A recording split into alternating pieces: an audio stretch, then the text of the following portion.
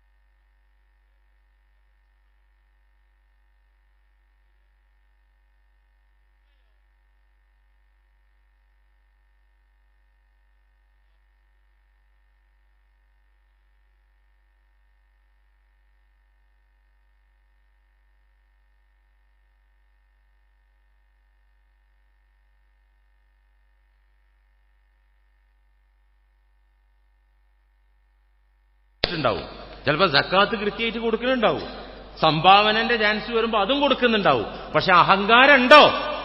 അവർ അള്ളാഹുവിന്റെ അടിമകളാവുകയില്ല, മറിച്ച് പിശാചിന്റെ അടിമകളായിരിക്കും. നമ്രൂദിന്റെയും ഫിർഔനിന്റെയും ഖാറൂനിന്റെയും അബൂജഹലിന്റെയും പാർട്ടിക്കാരായി അഹങ്കാരികൾ മാറും എന്നാണ് അള്ളാഹു ഖുർആനിലൂടെ പറഞ്ഞു തരുന്നത്. അള്ളാഹുവിന്റെ അടിമ ആകണോ? ആ ആളെങ്ങനെയായിരിക്കും? സൂറത്തുൽ ഫുർഖാൻ 63. അള്ളാഹുവിന്റെ അടിമ എങ്ങനെയായിരിക്കും? വഇബാദുർ റഹ്മാൻ അല്ലദീന യംശൂന അലൽ അർളി ഹൗനാ. കാരുണ്യവാനായ റബ്ബിന്റെ അടിമകൾ. നമുക്കതാകണ്ടേ? അള്ളാഹു ആക്കി തരട്ടെ, എങ്കിലേ സലാമത്തുള്ളൂട്ടോ. കരുണയുള്ള പടച്ചോന്റെ റബ്ബ്, കാപട്യുള്ള പിണറായിയുടെ അടിമ, കാപട്യുള്ള മറ്റു രാഷ്ട്രീയക്കാരുടെ അടിമ, മോഡിയുടെ അടിമ, അല്ലേ, ഉമ്മൻചാണ്ടിന്റെ അടിമ, ഏതടിമയാണെങ്കിലും ശരി, അവരൊന്നും കാരുണ്യവാന്മാരാവൂല. ചിലപ്പോ പുറത്തേക്കും കാണും, അകത്തങ്ങനെ ഉണ്ടാവൂല. ഞാൻ പറയുന്നത് പടച്ചോനിലേക്ക് ചേർത്തി നോക്കിയിട്ടുള്ള കേസാട്ടോ. ചില നേതാക്കന്മാർ നല്ലതും ഉണ്ടാവും, മോശമൊക്കെ ഉണ്ടാവും. പക്ഷെ പടച്ചോനിലേക്ക് ചേർത്തി നോക്കുമ്പോ ഇതൊക്കെ മൈനസാ. വഇബാദുർ റഹ്മാൻ, റഹ്മാനായ അള്ളാഹുവിന്റെ അടിമകൾ. അവരാരാന്നറിയോ? ആരാ? വേഷഭൂഷാദികളുള്ളവർ, ആരാധനാ ചടങ്ങുകൾ ഉള്ളവർ, അല്ലേ? ആചാരങ്ങളും അനുഷ്ഠാനങ്ങളുമുള്ളവർ. ഇതൊന്നുമല്ല അള്ളാഹു ആദ്യമായി എടുത്തു പറഞ്ഞത്. റഹ്മാനായ റബ്ബിന്റെ അടിമകളുടെ ഒന്നാമത്തെ അടയാളം അല്ലദീന യംശൂന അലൽ അർളി ഹൗനാ, ഭൂമിയിലൂടെ, നാട്ടിലൂടെ, ചന്തയിലൂടെ, റോഡിലൂടെ, പള്ളിപ്പരിസരത്തുകൂടെ, വഴിയോരങ്ങളിലൂടെ അവർ നടക്കുന്നത് വിനയാന്വിതരായിക്കൊണ്ടായിരിക്കും, താഴ്മയോടുകൂടെയായിരിക്കും അവർ നടക്കുന്നത്. അള്ളാഹുവിന്റെ അടിമകളുടെ പ്രധാനപ്പെട്ട ഒന്നാമത്തെ ലക്ഷണം അവരുടെ നടത്തത്തിൽ തന്നെ വിനയം കാണാം. ആരാടാ ഞാനാടാ എന്ന ഭാവമുണ്ടാവൂല. നെഞ്ചു വരിച്ച് മസില് പെരുപ്പിച്ചവര് നടക്കൂല. അവരുടെ ഭക്തിയും അടക്കവും ഒതുക്കവും വിനയവും നടത്തത്തിൽ തന്നെ പ്രകടമാകും. ആ നടപ്പ് തന്നെ ആ വഖാറ്, സക്കീനത്ത്, ഹൈബത്ത് ഇതുള്ളവരായിരിക്കും. എന്ന് വെച്ചിട്ട് പനി പിടിച്ച് ഡെങ്കിപ്പനി ബാധിച്ച് ക്ഷീണിച്ച മനുഷ്യൻ നടക്കും പോലെ ആരോഗ്യം ഉണ്ടായിട്ട് അങ്ങനെ നടക്കുന്നല്ല കേട്ടോ. അങ്ങനെ അഭിനയിക്കണ്ട, അത് വേണ്ട. വിനയം കണ്ട് വേഷം കെട്ടി അഭിനയിക്കുക. അമിത വിനയം കള്ളന്റെ ലക്ഷണം എന്ന് പഴമക്കാർ പറയലുണ്ട്. ഒരു പാകത്തിനുള്ള വിനയം, അവിടുന്ന് വിട്ടിട്ടുള്ള വിനയം ഉണ്ടല്ലോ, അമിത വിനയം കള്ളന്റെ ലക്ഷണം, അത് വേണ്ട. സയ്യിദുനാ ഉമർ ഇബ്നുൽ ഖത്താബ് റളിയല്ലാഹു അൻഹു ഖലീഫയായ കാലത്ത് ഒരു ചെറുപ്പക്കാരൻ വല്ലാത്ത ഭവ്യതയും വിനയവും ഭാവിച്ചുകൊണ്ട് ഇങ്ങനെ നടന്നു. ഇത് ഉമർ എന്നവർ കണ്ടു. ചെറുപ്പക്കാരൻ, യാ ഫുലാൻ മാ ബാലുക്, അടങ്ങാതി, എന്തേ നിനക്ക് പറ്റി? അൻത മരീർ, അല്ല അസുഖം വായോ, പനി പിടിച്ചോ, എന്തേപ്പത് ഇങ്ങനെ നടക്കണേ? വല്ല രോഗോ പ്രശ്നം എന്തെങ്കിലും ഉണ്ടോ എന്ന് ചോദിച്ചപ്പോ ചെറുപ്പക്കാരൻ പറഞ്ഞു, ലാ യാ അമീർ അൽ മുഅ്മിനീൻ, ഒരു കുഴപ്പമില്ല, ഞാനിങ്ങനെ വിനയം. അടുത്തേക്ക് വന്ന് പറഞ്ഞു, കയ്യിലുള്ള ചാട്ടവാറുകൊണ്ട് ഒരൊറ്റ പെട കൊടുത്തു. എന്നിട്ട് പറഞ്ഞേ മര്യാദക്ക് നടന്നു. ഇങ്ങനെ ഭക്തിയും വിനയൊന്നും ഇങ്ങനെ പ്രകടിപ്പിക്കേണ്ട, വസ്തുത ഉൾക്കൊണ്ട് ജീവിച്ചാൽ മതി. വല്ലാതെ വേഷം കെട്ട് വേണ്ട, ഒരൊറ്റ പെട കൊടുത്തു എന്നാ. വിനയം എന്ന് പറഞ്ഞാൽ അങ്ങനെ പനി പിടിച്ച് നടക്കണ ആളുകൾ നടക്കും പോലെയല്ല, വസ്തുത, യാഥാർത്ഥ്യം ഉൾക്കൊള്ളുക. എന്താ യാഥാർത്ഥ്യം?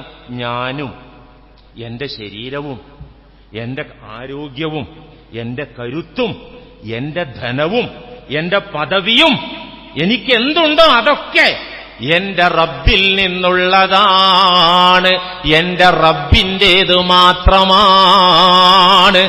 റബ്ബ് എനിക്ക് തന്നു എന്നല്ലാതെ എനിക്കതിലൊന്നും ഒരു റോളുമില്ല. സത്യതല്ലേ? സത്യതല്ലേ മുഅ്മിനീങ്ങളെ? നമ്മുടെ ആരോഗ്യകാര്യത്തിൽ നമുക്ക് എന്നാ ചെയ്യാൻ പറ്റുന്ന ഈ പറയുന്നത്? ഒരു ചുക്ക് ചെയ്യാൻ പറ്റൂല. മരുന്ന് കുടിക്കണില്ലേന്ന്, മോർണിംഗ് വാക്കും എക്സർസൈസും ഇല്ലേന്ന്, ഈവനിങ് വാക്ക് പിന്നെയും ഇല്ലേന്ന്, ഫുഡിൽ ഡേറ്റിംഗ് ഇല്ലേന്ന്, ഇതുകൊണ്ടൊന്നും ഒരു മണ്ണാങ്കട്ടിയാക്കാൻ പറ്റൂല. പടച്ച തമ്പുരാൻ ആരോഗ്യം തന്നിട്ടല്ലാതെ നീ ധനാണെങ്കിൽ എന്തായിക്കോട്ടെ, നമ്മൾ അഹങ്കാരത്തിന്റെ മെറ്റീരിയലായി നമ്മൾ കാണുന്ന സാധനങ്ങളുണ്ടല്ലോ, ഈ അഹങ്കാരം ഉള്ളിൽ കയറുന്ന എന്തുകൊണ്ട്? അമ്മാരി സാധനങ്ങൾ ഉള്ളതുകൊണ്ടാ. ഇതൊക്കെയും എന്റെ റബ്ബിൽ നിന്നുള്ളതാണെന്ന് തിരിച്ചറിഞ്ഞാൽ ആ വ്യക്തി പിന്നെ ഒരിക്കലും എന്താവൂല? പൊങ്ങച്ചക്കാരനാകൂല, ഗർവ് നടിക്കുന്നവനാവുകയില്ല, അഹങ്കാരിയാവുകയില്ല. അവന് വിനയം ഉണ്ടാവുള്ളൂ. എന്താണ് വിനയം? വിനയം വേണം, അത് നിർബന്ധാണ്. എനിക്കും നിങ്ങൾക്കും അടിസ്ഥാനപരമായി ഉണ്ടായിരിക്കേണ്ടുന്ന യോഗ്യതകളിൽ 1-ാം നമ്പർ യോഗ്യതയാണിത്, താഴ്മ, വിനയം. ഇതെന്താ സാധനം? അതിന്റെ ഡെഫിനിഷൻ പരിശുദ്ധ ദീനിൽ വ്യക്തമാക്കപ്പെട്ടിട്ടുണ്ട്, ഇമാമുകൾ പറഞ്ഞു തന്നിട്ടുണ്ട്. ഇബ്നുൽ മുബാറക് റഹിമഹുല്ല പറയുന്നുണ്ട്, അത്തവാദു, താഴ്മത എന്ന് പറഞ്ഞാൽ, വിനയം എന്ന് പറഞ്ഞാൽ, അൻ തലഅ നഫ്സക ഇൻദമൻ ഹുവ ദൂനക ഫീ നിഅമത്തി ദുനിയാ. എന്താണ് പറഞ്ഞത്? നിന്നെക്കാൾ റേഞ്ച് കുറഞ്ഞ വ്യക്തി ദുന്യാവിന്റെ കാര്യത്തിൽ, പണത്തിന്റെ കാര്യത്തിൽ, അധികാരത്തിന്റെ കാര്യത്തിൽ, കച്ചവടത്തിന്റെ കാര്യത്തിൽ, സൗകര്യങ്ങളുടെ കാര്യത്തിൽ നിന്നെക്കാൾ റേഞ്ച് കുറഞ്ഞ ആള്, ലോ ആയ ആള്, ഈ ആളുടെ മുന്നിൽ നീ നിന്റെ സ്വന്തത്തെ അടിയറ വെക്കുക. ഞാൻ എന്റെ ഗ്രേഡിന് താഴെയുള്ള ആളെ കാണുമ്പോൾ ഞാൻ അയാളെ ആ താഴ്മയിലേക്ക്, അയാളെ റേഞ്ചിലേക്ക് ഞാൻ ഇറങ്ങുക. പടച്ചോൻ അവനെ അവിടെ ഇരുത്തിയിരിക്കുന്നു, എന്നെ തൽക്കാലം ഇങ്ങോട്ടും കയറ്റി വെച്ചിരിക്കുന്നു, ഞാൻ ഇവിടെ കയറിയിട്ട് വല്ലാതെ ഡംബ് അടിക്കാൻ പറ്റൂല. ഈ ഒരു ഡിഫറൻസ് ഞാനോ അവനോ ഉണ്ടാക്കിയതല്ല, പടച്ചോനാണ് എന്ന് മനസ്സിലാക്കിയിട്ട് അവന്റെ സ്ഥാനത്തേക്ക് ഇറങ്ങുക. അന്തളഅ നഫ്സക, നീ നിന്റെ സ്വന്തത്തെ താഴ്ത്തി വെക്കുക. ഇൻദമൻ ഹുവ ദൂനക ഫീ നിഅമത്തി ദുനിയ, ദുന്യാവിന്റെ അനുഗ്രഹങ്ങളിൽ നിന്നെക്കാൾ താഴെയുള്ള വ്യക്തിക്ക് അനുസരിച്ച് നീ താഴ്ന്നു കൊടുക്കുക. ഇതാണ് എന്ത്? വിനയം. സയ്യിദു താബിഈൻ ഹസൻ ബസരി തങ്ങൾ മറ്റൊരു രീതിയിൽ, ഇതേ ആശയം തന്നെ ആണെങ്കിലും മറ്റൊരു രീതിയിലാണ് ഡെഫിനിഷൻ പറഞ്ഞത് വിനയത്തിന്റെ. അത്തവാലുഉ, ഹസൻ ബസരി തങ്ങൾ പറയുന്നത് ശ്രദ്ധിച്ചോളൂ. അത്തവാലുഉ, വിനയമെന്നാൽ, താഴ്മ എന്നാൽ ഒരു മുഅ്മിനിനുണ്ടായിരിക്കേണ്ടുന്ന അടിസ്ഥാന യോഗ്യതയായ വിനയമെന്നാൽ അൻ തഖ്റുജ മിൻ മൻസിലിക, നീ എന്നും രാവിലെ വീട് വിട്ടിറങ്ങുന്നു, പള്ളിയിലേക്കോ കടയിലേക്കോ കച്ചവടത്തിനോ ചരക്ക് മേടിക്കാനോ എന്തിനോ കല്യാണത്തിനോ സൽക്കാരത്തിനോ നീ നിന്റെ വീട് വിട്ടിറങ്ങുന്നു. അപ്പോൾ വലാ തൽഖാ മുസ്ലിമൻ ഇല്ലാ റഅയ്ത ലഹു അലൈക ഫളലാ, നീ വെളിയിൽ കാണുന്ന മുസ്ലിം സഹോദരന്മാർ, നിന്റെ കൂടപ്പിറപ്പാകട്ടെ, ബന്ധുവാകട്ടെ, മിത്രമാകട്ടെ, അയൽക്കാരനാകട്ടെ, നാട്ടുകാരനാകട്ടെ, അപരിചിതനാകട്ടെ, സുപരിചിതനാകട്ടെ, ആരാകട്ടെ, ഒരു മുസൽമാനെ നീ കണ്ടാൽ ഇല്ലാ റഅയ്ത ലഹു അലൈക ഫളല, അവൻ എന്നെക്കാൾ മെച്ചപ്പെട്ടവനാണെന്ന് മനസ്സിലുറപ്പിക്കുക. ഞാൻ ഇപ്പൊ നിങ്ങളൊക്കെ കാണുന്നുണ്ടല്ലോ, വലിയ കാര്യത്തിൽ ഈ മൈക്കിന്റെ മുന്നിൽ നിന്നിട്ട് ഞാൻ പ്രസംഗിക്കുന്നുണ്ടല്ലോ. എന്റെ മൈൻഡ് എന്തായിരിക്കണം? ഈ ഇരിക്കുന്ന ഓരോ മുഅ്മിനും എന്നെക്കാൾ അല്ലാഹുവിങ്കൽ റേഞ്ച് കൂടിയവരായിരിക്കാം. ഇങ്ങനെ ഞാൻ കാണാൻ പറ്റുള്ളൂ. ഞാൻ എനിക്കുള്ള വിവരം തന്നിട്ട് ആ റൂട്ടിൽ ഞാൻ ജീവിച്ചിട്ടില്ലെങ്കിൽ എന്റെ കാര്യം കട്ടപ്പുക, ഇവരൊക്കെ സലാമത്താകും. പിന്നെ എന്റെ വാക്ക് എന്തെങ്കിലും പഠിച്ചിട്ട് ഇവർ അമല് ചെയ്തിട്ട് നാളെ പടച്ചോന്റെ മുന്നിൽ പടച്ചോനെ ഈ വഴിക്ക് പറഞ്ഞെന്നൊരു ഹയവാനാണ് ഈ മൊയ്തേര്, അവനെ നീ കാത്തോളെന്ന് നിങ്ങൾ റെക്കമെൻഡ് ചെയ്യോ എന്നുള്ള പ്രതീക്ഷക്കപ്പുറം ഞാനെന്ന മഹാൻ പറയും നിങ്ങൾ അണ്ണാക്ക് തൊടാതെ വിഴുങ്ങിക്കൊള്ളണം എന്നുള്ളതാണെങ്കിൽ ഞാനും അഹങ്കാരിയാ, എനിക്ക് വിനയമില്ല. എന്താ ഹസൻ ബസരി തങ്ങൾ പറഞ്ഞത്? വിനയം എന്താണ്? ഏതൊരു മുസൽമാനെ കണ്ടാലും ഏതൊരു സഹോദരനെ കണ്ടാലും നിന്നെക്കാൾ ഉത്തമനാണ് അവനെന്ന് മനസ്സിൽ കാണുക, അതാണ് വിനയം. അങ്ങനെ കാണണം. ഞാൻ ഇപ്പൊ 3 ഹജ്ജ് ചെയ്തിട്ടില്ലേ, എന്തോരം ഉംറ ചെയ്തിട്ടുണ്ട്, ഇവൻ ആ വഴിക്ക് പോയിട്ടില്ലല്ലോ, വേണ്ട, ഇവൻ ആ വഴിക്ക് പോകാതെ ചാൻസ് ഇട്ടാതെ ഉരുകി കരഞ്ഞുകൊണ്ടിരിക്കുക. അള്ളാഹ്ക്ക് അവനെ ഇഷ്ടം. ഇങ്ങനെയാണ് കാണേണ്ടത്. ഏതൊരു മുസൽമാനെ കണ്ടാലും അവൻ എന്നെക്കാൾ ഫളിലുള്ളവനാണെന്ന് മനസ്സിലുറപ്പിക്കുക, ഇതാണ് വിനയം. ഫുളൈൽ ഇബ്നു ഇയാദ് തങ്ങൾ പറഞ്ഞ വേറെ ഒരു വിശദീകരണം എങ്ങനെയുണ്ട്? അത്തവാലുഉ അൻ തഖ്ലഅ ലിൽ ഹഖ് വ തൻഖാദ ലഹു, സത്യത്തിന് കീഴ്പ്പെടുക, സത്യത്തെ അനുസരിക്കുക. സത്യം ഒരു കുട്ടി പറഞ്ഞാലും കുട്ടിയല്ലേ എന്നുള്ള നിലക്ക് അവഗണിക്കാതെ സ്വീകരിക്കുക. ഈ നാട്ടിലെ ഏറ്റവും മണ്ടനായ വിവരദോഷിയായ ഒരു ചങ്ങായിയാണ് നേര് പറഞ്ഞതെങ്കിലും അത് സ്വീകരിക്കുക. അങ്ങനെയുള്ള മനസ്സാണ് വിനയുള്ള മനസ്സ് എന്ന് ഫുളൈൽ ഇബ്നു ഇയാദ് റഹിമഹുല്ലാഹ് പറയുന്നുണ്ട്. പ്രിയപ്പെട്ടവരെ, ആ റൂട്ടിൽ ഞാൻ നീട്ടിക്കൊണ്ടു പോകുന്നില്ല. റസൂലുള്ളാഹി സ്വല്ലല്ലാഹു അലൈഹി വസല്ലം തങ്ങൾ ഊന്നി പറഞ്ഞത്, മക്കളെ നിങ്ങൾക്ക് വിനയം വേണേ. ഇത് ഞാൻ പറയല്ല, പടച്ചോന്റെ നിർദ്ദേശപ്രകാരം പറയാണ്. സ്വഹീഹുൽ ബുഖാരിയിൽ ഒരു ഹദീസ് കാണാം. മുത്തു റസൂല് പറയാണ്, ഇന്നല്ലാഹ ഔഹാ ഇലയ്യ. എല്ലാ അള്ളാന്റെ വഹയി പ്രകാരമാണ് റസൂലുള്ള പഠിപ്പിച്ചു തരുന്നത്. തന്നിഷ്ടപ്രകാരം ഒരു വാക്ക് പോലും റസൂലുള്ള പറയൂല.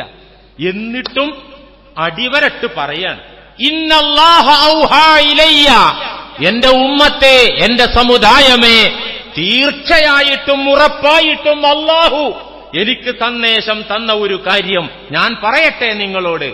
വഹിയിലൂടെ എനിക്കറിയിച്ചു തന്നൊരു കാര്യം പറഞ്ഞോട്ടെ. നമ്മളെ ശ്രദ്ധ ക്ഷണിക്കാണ്. പറഞ്ഞോട്ടെ, എന്താണെന്നറിയത്? അന്തവാലഉ, നിങ്ങൾ അന്യോന്യം വിനയം കാണിക്കണം. നിങ്ങൾ പരസ്പരം വിനയാന്വിതരാകണം. ഞാൻ നിങ്ങളോടും നിങ്ങൾ എന്നോടും താഴ്മയോടെ വർത്തിക്കണം. ഇത് അല്ലാഹുവിൽ നിന്നുള്ള വഹിയാൻ. ഒരാളും മറ്റൊരാൾക്ക് മുന്നിൽ പൊങ്ങച്ചം പ്രകടിപ്പിക്കാത്ത വിധം, മേൽക്കോയ്മ നടിക്കാത്ത വിധം പരസ്പരം നിങ്ങൾ താഴ്മ കാണിക്കണമെന്ന് അള്ളാഹുവിന്റെ പ്രത്യേക നിർദ്ദേശമുണ്ടേ, നിങ്ങളതനുസരിച്ചേക്കണേ. റസൂലുള്ളാഹി സ്വല്ലല്ലാഹി അലൈഹി വസല്ലം അങ്ങനെയാണ് വേണ്ടത്. അതുകൊണ്ട് നമ്മൾ എന്താ വേണ്ടത്? മറ്റുള്ളവരെ മിനിമം നമ്മുടെ റേഞ്ചിലെങ്കിലും കാണുക. ഞാൻ ഇപ്പൊ നിൽക്കുന്നിടത്താണ് എന്നെപ്പോലെ സഹോദരൻ, എന്നെപ്പോലത്തെ സഹോദരി അവിടെ കാണുക. അല്ലെങ്കിൽ തന്നെക്കാൾ ഉന്നതരാണെന്ന നിലയ്ക്ക് ആദരിക്കുക. ഇത് രണ്ടേ ഒന്ന് നിർബന്ധമാണ്. ഇടിച്ചു താഴ്ത്തുന്ന, നിസാരമാക്കുന്ന ദൃഷ്ടിയോ മനോഭാവമോ വാക്കോ പ്രവൃത്തിയോ ധിക്കാരത്തിന്റേതാണ്, അഹങ്കാരത്തിന്റേതാണ്. മഹാന്മാരായ സലഫു സ്വാലിഹുകൾ, സ്വഹാബാക്കൾ, മുത്തുനബിയുടെ അരുമ ശിഷ്യന്മാർ, അതിനുശേഷം വന്ന താബിഉകൾ, ഇമാമുകൾ, അവരൊക്കെ താഴ്ന്നവരോട് ചേർന്ന് നിന്നിരുന്നു. ഒരേ റേഞ്ചിലുള്ളവരെ ചേർത്ത് പിടിച്ചിരുന്നു, മുതിർന്നവരെ ആദരിച്ചിരുന്നു. ഒരു മുസ്ലിമിന്റെ പ്രധാനപ്പെട്ട ക്വാളിറ്റിയാണത്, മുതിർന്നവരെ ആദരിക്കുക, ചെറിയവരോട് കരുണ കാണിക്കുക. അതില്ലാത്തവൻ എന്നിൽപ്പെട്ടവനല്ല എന്നുപോലും മുഹമ്മദുർ റസൂലുള്ളാഹി സ്വല്ലല്ലാഹി അലൈഹി വസല്ലം എന്നിൽപ്പെട്ടവനല്ല. ഇന്നിപ്പോ മുതിർന്നവരോടുള്ള ആദരവിന്റെ അവസ്ഥ എന്താ? പണ്ടൊക്കെ ഉണ്ടായിരുന്നു കാരണന്മാരോടൊരു ബഹുമാനവും ആദരവൊക്കെ, അല്ലേ? ഇന്നിപ്പോ അതുണ്ടോ? നമ്മളെ ന്യൂ ജനറേഷന്റെ അവസ്ഥ എന്താ? ഇന്നത്തെ ചെറുപ്പക്കാരുടെ അവസ്ഥ എന്താ? നമ്മുടെ കാഴ്ചപ്പാട് ഇത് വീട്ടിലാകട്ടെ നാട്ടിലാവട്ടെ, കാരണന്മാരെ കാഴ്ചപ്പാടിനെ കുറിച്ച് ന്യൂ ജനറേഷൻ, പുതിയ ജനറേഷന്റെ കാഴ്ചപ്പാട് എന്താണ്? അതിനവർ പറയുന്നൊരു വാക്കുണ്ട്, തന്തവൈബ്. അറിയാം നിങ്ങൾക്ക്? എന്റെ മോൻ, ഒരു മുസ്ലിയാരായ എന്റെ മോനെ മാസങ്ങൾക്ക് മുമ്പ് വീട്ടിൽ വെച്ച് ഞാൻ ഒന്ന് സ്നേഹത്തോടെ ഉപദേശിക്കുക. ഒരു കേസിൽ സ്കൂളിലേക്ക് പോകുന്നതും ട്യൂഷന് പോകുന്നതും ഒക്കെ ആയി ബന്ധപ്പെട്ട് ഇന്നത്തെ സമാന് മോശമാണല്ലോ. അപ്പൊ നമ്മളെ മക്കളെ നമ്മൾ തന്നെ നോക്കണമല്ലോ. അപ്പൊ മോനെ ട്യൂഷൻ കഴിഞ്ഞാൽ പിന്നെ അങ്ങാടിയിലൂടെ കറങ്ങരുത്, വീട്ടിലേക്ക് പെട്ടെന്ന് വരണം എന്നൊക്കെ സ്നേഹത്തോടെ പറഞ്ഞപ്പോ എന്റെ രണ്ടാമത്തെ ആൺകുട്ടി എന്നോട് പറയാണ്, ഇതൊക്കെ ഉപ്പാന്റെ തന്ത വൈബാണ് എന്ന്. സത്യം എന്നുവെച്ചാൽ ന്യായം, നേര്, സത്യം. ഇത് പറഞ്ഞാൽ ഇന്നത്തെ കുട്ടികൾ തന്ത വൈബ് എന്നാണ് അതിന് ഓമന പേരിട്ട് വിളിക്കണേ. എന്നുവെച്ചാൽ വയസ്സന്മാരെ മനോഭാവം. ഇതൊന്നും ഇപ്പൊ നമുക്ക് പറ്റൂല. സോഷ്യൽ മീഡിയയാണ് അവരെ ഇമാമ്. അള്ളി റസൂലും ബാപ്പച്ചി ഇമ്മച്ചിയൊന്നല്ല, സോഷ്യൽ മീഡിയയെ ഇമാമാക്കി പോവാണ് നമ്മളെ മക്കള്. ഇത് ഗുരുതരമായ നാശത്തിലേക്കുള്ള യാത്രയാണ്, തീർച്ച. ഇപ്പൊ എന്റെ വീട്ടിലെ സാഹചര്യം നിങ്ങൾക്കറിയാലോ, ഇപ്പൊ നിങ്ങളെ വീട്ടിലെ സാഹചര്യം നിങ്ങൾക്കറിയാം. ഇതൊക്കെ വേണം, എന്നാലാണ് നമ്മുടെ ഈമാൻ, ഇസ്ലാമൊക്കെ സലാമത്താകുള്ളൂ. ശാന്തസുന്ദര മനോഹര ജീവിതം ഇഹത്തിലും പരത്തിലും നമുക്ക് ലഭ്യമാവുകയുള്ളൂ. പൂർവീകർ അങ്ങനെയാണ്. അവർ വിനയം കാണിച്ചു, മുതിർന്നവരെ ആദരിച്ചു, താഴെയുള്ളവരോട് കരുണ കാണിച്ചു. ഈ വിഷയത്തിൽ വിനയത്തിന്റെ കാര്യത്തിലുള്ള ഹദീസുകൾ ഇനിയും ധാരാളമുണ്ട്. സ്വഹീഹ് മുസ്ലിമിന്റെ ഒരു ഹദീസ്, റസൂലുള്ളാഹി സ്വല്ലല്ലാഹി അലൈഹി വസല്ലം പറയുന്നുണ്ട്, മാ നഖസത സ്വദഖത്തുൻ മിൻ മാൽ, ഒരിക്കലും ദാനധർമ്മം സമ്പത്തിനെ ചുരുക്കൂല. ദാനം കൊടുത്തിട്ട് കുറയൂല. കൊടുത്തു നോക്ക്, ഉറപ്പ്. ഇതിപ്പോ കൊടുത്താൽ അതാണ് തീരുമല്ലോ. പള്ളിയിൽ കുറച്ച് മെയിൻ്റനൻസ് ഉണ്ട്, കുറച്ച് വർക്ക് ഉണ്ട്. ഇതിപ്പോ കൊടുത്താൽ അതാണ് തീരുമല്ലോ, അതുണ്ടാവൂല. ഇത് തരുന്നത് അള്ളയെന്നുള്ള വിശ്വാസമുള്ളവർക്ക് കൊടുക്കാനൊരു മടിയും ഉണ്ടാവൂല. ഞാനുണ്ടാക്കിയതാണെന്നുള്ള അഹങ്കാര ചിന്ത ഉള്ളവന് അത് ബുദ്ധിമുട്ടുമായിരിക്കും, അവന് കിട്ടൂല. അതാണ് പ്രശ്നം. മാൻ റസൂലുള്ള പറയാൻ അർത്ഥശങ്കക്കിടയുമില്ലാത്ത വിധം പ്രഖ്യാപിക്കുകയാണ്, മാനഖസത് സ്വദഖത്തുൻ മിൻ മാലിൻ, സമ്പത്തിൽ നിന്ന് ചുരുക്കൽ വരുത്തൂല, കുറവ് വരുത്തൂല ദാനധർമ്മം.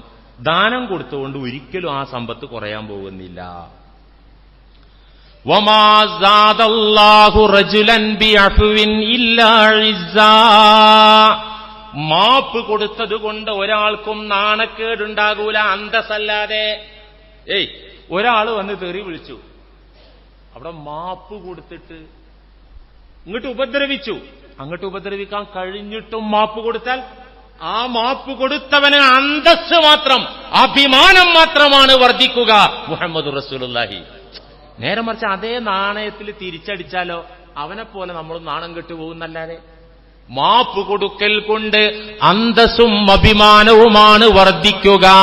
വമാ തവാളഅ ലില്ലാഹി അഹദുൻ ഇല്ലാ റഫഅഹുല്ലാഹ്, അള്ളാഹുവിനെ മനസ്സിലാക്കി ഏതൊരാൾ താഴ്മ കാണിച്ചോ വിനയം കാണിച്ചോ ഇല്ലാ റഫഅഹുല്ലാഹ്, അള്ളാഹു അവരെ ഉയർത്തും.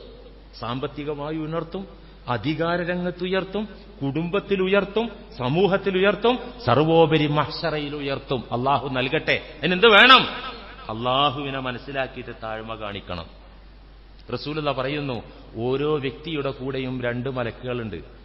ഈ മലക്കുകളുടെ കയ്യിൽ കടിഞ്ഞാനുണ്ട്. ഈ കടിഞ്ഞാണിട്ട് ഓരോ വ്യക്തികളെയും 2 മലക്കുകൾ പിടിച്ചിട്ടുണ്ട്. എന്നെയും നിങ്ങളെയൊക്കെ കടിഞ്ഞാനിട്ട് പിടിക്കാൻ 2 മലക്കുകളെ അള്ളാഹു നിയോഗിച്ചിട്ടുണ്ട്.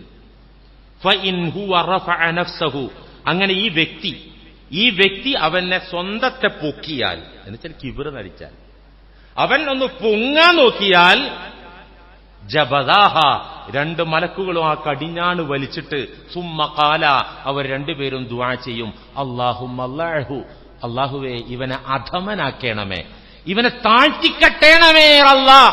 കുടുംബത്തിൽ കെട്ടിയോക്ക് പോലും 10 പൈസന്റെ വിലയില്ലാത്ത വിധം, മക്കൾക്ക് പോലും കണ്ണെടുത്താൻ കാണാൻ പറ്റാത്ത വിധം, നാട്ടുകാരുടെ ഇടയിലും ഇയാൾ നാണം കെട്ട വിധത്തിൽ താഴ്ത്തിക്കട്ടേണമേ അല്ലാഹ്. എപ്പോ? അവൻ സ്വയം പൊങ്ങാൻ നോക്കിയാൽ. ഫഇൻ ഹുവ റഫഅ നഫ്സഹു, അവൻ പൊങ്ങാൻ നോക്കിയാൽ, അഹങ്കരിക്കാൻ നോക്കിയാൽ, ഈ കടിഞ്ഞാണ് വലിച്ചിട്ട് ഇവർ 2 പേരും പ്രാർത്ഥിക്കുന്നത് അല്ലാഹുമ്മ അല്ലാഹു, പടച്ചോനെ ഇവനെ താഴ്ത്തിക്കെട്ടണമേ. വഇൻ വളഅ നഫ്സഹു, ഈ വ്യക്തി അവന്റെ സ്വന്തത്തെ താഴ്മയോടെ താഴ്ത്തിയാലോ, ഞാൻ അള്ളാന്റെ അടിമ, എന്റെ അടുത്ത് എന്തെങ്കിലും ഉണ്ടെങ്കിൽ അതെന്റെ റബ്ബിന്റെ വരദാനം എന്ന നിലക്ക് അവൻ വിനയം കാണിച്ചാൽ റഫഅഹുല്ലാഹ്, അല്ലാഹുമ്മ ർഫഉ, ആ 2 മലക്കുകൾ ഉടനെ പറയുന്നത് അല്ലാഹുമ്മ ർഫഉഹു, പടച്ചോനെ ഇവനെ നീ ഉയർത്തണമേ, വളർത്തണമേ. റസൂലുള്ളാഹി സ്വല്ലല്ലാഹി അലൈഹി വസല്ലമ മസ്ജിദ് ഖുബയിൽ, മദീനയിലൊക്കെ സിയാറത്തിന് പോകുമ്പോൾ കാണാൻ പറ്റുന്ന പള്ളി ഖുബാ പള്ളി. ആ ഖുബാ പള്ളിയിലെ ഒരു സന്ധ്യാസമയത്ത് ഇരിക്കുകയാണ്. അന്ന് മുത്ത് റസൂലിന് സുന്നത്ത് നോമ്പുണ്ട്. സ്വഹാബാക്കൾ പറയുന്നു, ഞങ്ങൾ നോമ്പ് തുറക്കാൻ തങ്ങൾക്ക് എന്തെങ്കിലും കൊടുക്കണ്ടേ? ഇച്ചിരി പാല് കിട്ടി. ആ പാലിൽ നല്ല ശുദ്ധമായ തേനും ഞങ്ങൾക്ക് ഉണ്ടായിരുന്നു. ആ പാലിൽ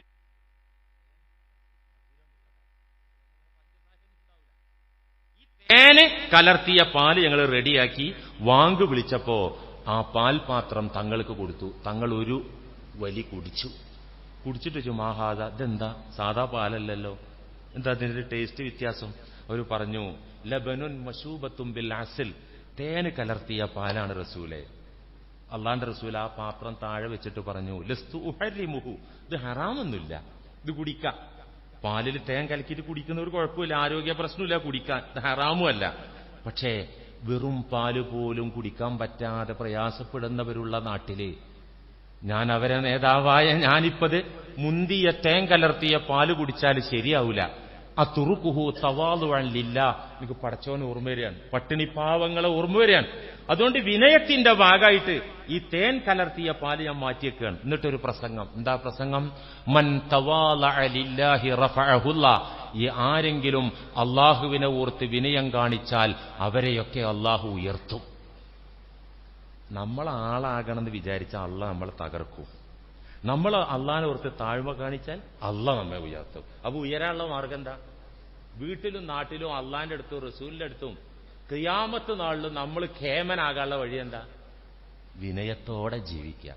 മൻ തവാലഅ ലില്ലാഹ്, ആര് അള്ളാഹുവിനെ ഓർത്തുകൊണ്ട് വിനയം കാണിച്ചോ റഫഅഹുല്ലാഹ്, അവരെ അള്ളാഹു ഉയർത്തും. വമൻ തകബ്ബറ, ഏതൊരാൾ അഹങ്കരിച്ചോ വളഅഹുല്ലാഹ്, അവരെ അള്ളാഹു അടിച്ചിരുത്തുക തന്നെ ചെയ്യും ഏത് രംഗത്തും. വമൻ ഇഖ്തസദ അഗ്നാഹുല്ലാഹ്, ജീവിതത്തിൽ മിതത്വം പാലിച്ചവരെ അള്ളാഹു മുതലാളിയാക്കും. സാമ്പത്തികമായിട്ട് ഞെരുക്കം വന്ന് കുത്തുവാളെടുക്കുന്നത് എന്തുകൊണ്ടാ? ദൂർത്തോണ്ടാണ്.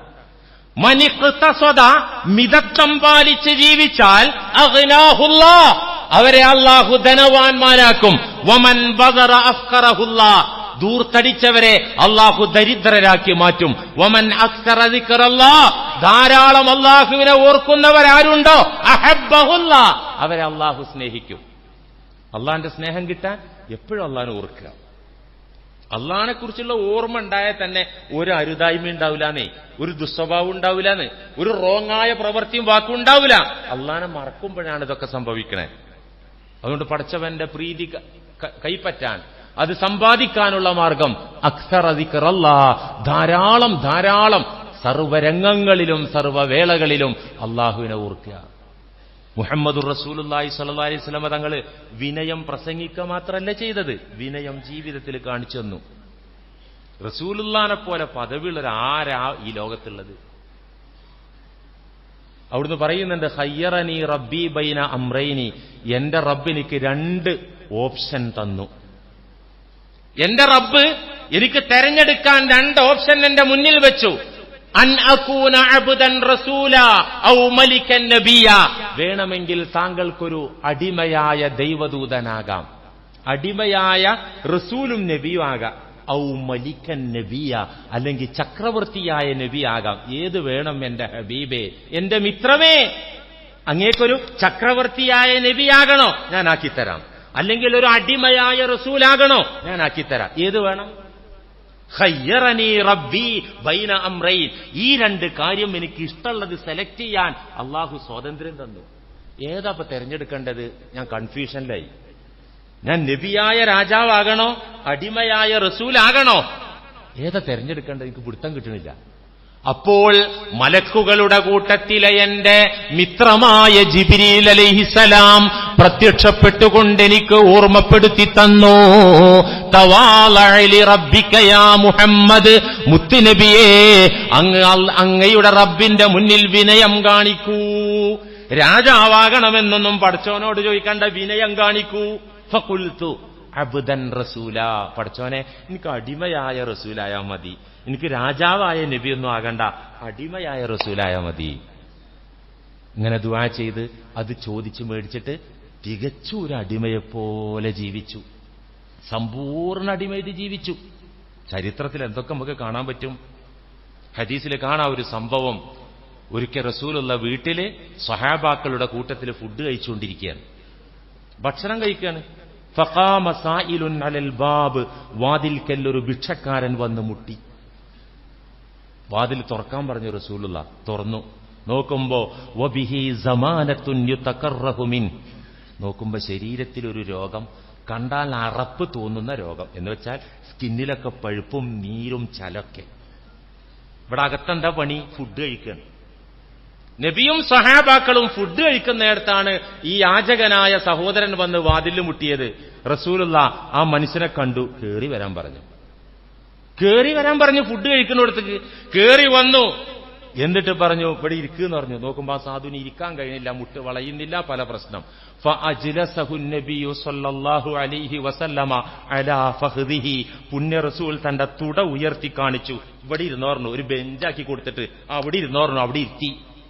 സുമ്മ ഖാല ലഹു അത്ഇം, ഞങ്ങളെ കൂടെ ഭക്ഷണം കഴിച്ചോ. അപ്പോ ഖുറൈശി കേമന്മാരിൽപ്പെട്ട ഒരു കേമൻ ഓക്കാനിക്കാൻ തുടങ്ങി. അതുണ്ടാവുമല്ലോ, ഈ അവസ്ഥയിൽ ചലും ചോരയും കൊണ്ട് വന്നിട്ടേ ഇവിടെ വന്ന് ഇരുന്നിട്ട് സ്വന്തം തുടയിലിരുത്തിയിട്ട് ഞങ്ങളെ കൂടെ ഭക്ഷണം കഴിച്ചോ എന്ന് പറഞ്ഞപ്പോ ഒരു കേമനായ ഖുറൈശി മൂപ്പൻ വെറുപ്പോടുകൂടെ ഓക്കാനം തുടങ്ങിയിട്ട് അയാൾ ഉള്ളിൽ പറഞ്ഞു, ഇത് വേണ്ടില്ലായിരുന്നു. റസൂലൊന്നും എന്താ മനസ്സിലാക്കിയത്?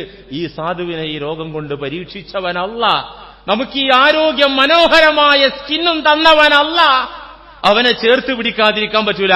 അവൻ പട്ടിണി കിടന്ന് ഒട്ടിയ വയറും കൊണ്ട് അവിടെ വന്നത്. രോഗത്തിന്റെ വേദനയും ക്ഷീണമുണ്ട്, പുറമെ വിശപ്പുണ്ട്. നമ്മളെപ്പോലെ ഇരുത്തി ഭക്ഷണം കൊടുത്തു. പക്ഷെ കേമനായ ഖുറൈശി മൂപ്പനത് പറ്റിയില്ല. അയാൾ മനസ്സിൽ പറഞ്ഞു, ഇത് വേണ്ടിണ്ടായില്ല. റസൂലൊക്കെ തന്നെയാണ്. ചരിത്രം പറയുന്നു, ഈ വെറുപ്പ് പ്രകടിപ്പിച്ച കേമനായ ഖുറൈശി ഇതേ രോഗം ബാധിച്ചാണ് മരിച്ചുപോയത്. അള്ളാഹ്ക്ക് കഴിയുമല്ലോ അതിന്. എന്താ ഇതിലുള്ള പാഠം? ഏതവനെയും പുച്ഛിക്കണ്ട, ഒരാളെയും താഴ്ത്തിക്കെട്ടണ്ട. മറ്റൊരു വേളയിൽ, ഒരു സൽക്കാര വേളയിൽ ഹദീസിൽ കാണാം, ഇതുപോലെ കണ്ടാൽ വെറുപ്പ് തോന്നുന്ന ഒരു രോഗി കയറി വന്ന് അയാൾ ഇരിക്കുന്നോടൊക്കെ ആൾക്കാർ എണീക്കാൻ തുടങ്ങി. കുറ്റൊന്നും പറഞ്ഞില്ല, എവിടെയാ ഇരിക്കണത് പകരം കരുതിയിട്ട് ഇരിക്കുന്നോടൊക്കെ എണീച്ചു പോകാൻ തുടങ്ങിയ ആളുകൾ. ഫഅജ്ലസഹു റസൂലുള്ളാഹി സ്വല്ലല്ലാഹി അലൈഹി വസല്ലം ഇലാ ജംബിഹി, അവരൊക്കെ അങ്ങനെയാണ്. മോങ്ങട്ട് വാ, അടുത്തിരുത്തി. ഇതാണ് മുഹമ്മദുർ റസൂലുള്ളാഹി, നമ്മുടെ നേതാവ്. അവിടത്തെ പോലെ ഉയർന്ന ഒരാളെ എവിടെയുള്ളത് ലോകത്ത്? ഈ ദുനിയാവിൽ മുത്ത് റസൂലിനെ പോലെ ഉയർന്ന ആരാളുള്ളത്? പരലോകത്താരാളുള്ളത്? അള്ളാഹുവിന്റെ അടുക്കൽ ആരാളുള്ളത്? നിഷ്പക്ഷമായി ചരിത്രം പഠിക്കുന്ന മുസ്ലിം ചിന്തകന്മാർ പോലും അവിടത്തെ വാഴ്ത്തിയിട്ടില്ലേ? പിന്നെ ചില പിന്തിരിപ്പന്മാരും കുബുദ്ധികളും യുക്തിവാദികളെന്ന് അവകാശപ്പെട്ട് ഒരു യുക്തിയില്ലാതെ സംസാരിക്കുന്നവരും ഇകഴ്ത്തുന്നുണ്ടാകായിക്കോട്ടെ, അവരുടെ ഡ്യൂട്ടി അവർ ചെയ്തോട്ടെ. മുഅ്മിനീങ്ങളെ, വിനയം, ഇതാണ് നമ്മുടെ ജീവിത വിജയത്തിന്റെ രഹസ്യം. അത് നമുക്കുണ്ടാകണം. അള്ളാഹു നമുക്കത് നൽകട്ടെ. വിനയവുമായി ബന്ധപ്പെട്ട് കിബറിന്റെ ബാക്കി വിഷയങ്ങളും നമുക്ക് തുടർന്ന് സംസാരിക്കാം. അള്ളാഹു അവനേറെ വെറുക്കുന്ന അഹങ്കാരത്തിൽ നിന്ന് നമ്മെ രക്ഷിക്കുകയും വിനയമുള്ള മുഅ്മിനീങ്ങളായി നമ്മെ വളർത്തുകയും ചെയ്യട്ടെ.